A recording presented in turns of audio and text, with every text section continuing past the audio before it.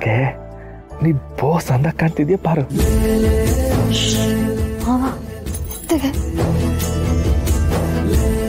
ನಾನೇನ್ ಪಕ್ಕದ ಮನೆ ಹುಡುಗಿಗೆ ಹೇಳದ್ನ ಹನ್ಗೆ ಅಂಡ್ರ ತಾವ್ ಹೇಳದ್ನಪ್ಪ. ಪಕ್ಕದ ಮನೆಯೊಳಗೆ ಹೇಳಿ ನೋಡು, ಆಮೇಲೆ ಮಾಡ್ತೀನಿ ನೀನು. ಯಾ ಬಾಬಾ, ನಂಗೂ ಪರ್ಕೆ ಗಿರ್ಕೆ ತಗೊಂಡು ಮುರಿದ್ ಗಿಡ್ಬಿಡ್ತೀಯ ಪಾರು.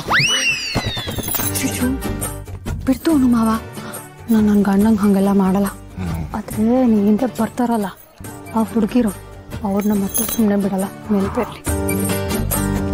ಪಾರು, ನಿಂತವ ಒಂದು ವಿಷಯ ಹೇಳಬೇಕಿತ್ತು. ಹೇಳು ಮಾವ. ನನ್ನ ಹಿಂದೆ 8 ಹುಡುಗಿರು ಬರ್ತಾ ಇದ್ರು ಪಾರು. 8 ಜನ ಹುಡುಗಿರ? ಚೌರ್ ಮಾವ ಅವ್ರಿಗೂ ಎಲ್ಲಿದ್ದಾರೆ ಹೇಳು. ಪಾರು, ನಾನದು ಬಟ್ಟೆ ತಗೊಳಕ್ಕೆ ಅಂತ ಬಟ್ಟೆ ಅಂಗಡಿಗೆ ಹೋಗಿದ್ನ.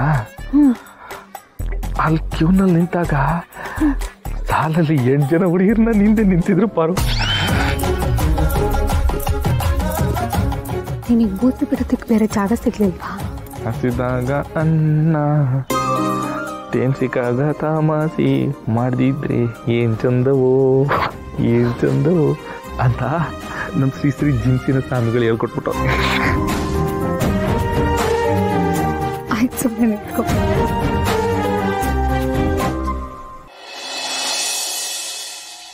ಈಗ ಮುತ್ತೈದೆಯವರು ಬಂದು ಅರಿಶಿನ ಹಚ್ಚುವಂತ ಶಾಸ್ತ್ರವನ್ನ ಮಾಡಿ.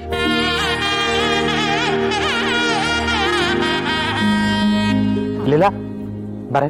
ಎಕ್ಸ್ಕ್ಯೂಸ್ ಮೀ ಫಾದರ್ ಜಿ, ನೀನು ಮುತ್ತೈದೆನಾ?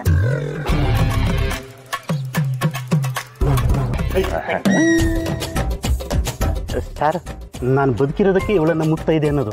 ನಾನೇನಾದ್ರು ಹೋಗ್ಬಿಟ್ಟಿದ್ರೆ ಹೇಳಕ್ಕಾಯ್ತದ? ಏನ್ ಮಾತಾಡ್ತೀರಿ?